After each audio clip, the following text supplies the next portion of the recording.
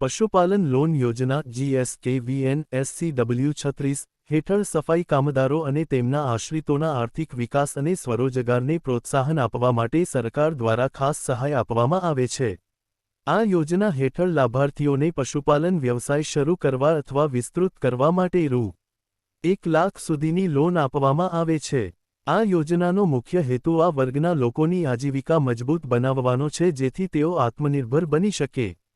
પશુપાલન વ્યવસાયમાં ગાય, ભેંસ, બકરી વગેરે પશુઓનું પાલન કરી દૂધ ઉત્પાદન અને તેના વેચાણ દ્વારા આવક મેળવી શકાય છે। આથી પરિવારની આવકમાં વધારો થાય છે અને જીવનસ્તર સુધરે છે। લોન સરળ શરતો પર આપવામાં આવે છે અને ઘણી વખત વ્યાજમાં રાહત અથવા સબસિડીનો પણ લાભ આપવામાં આવે છે।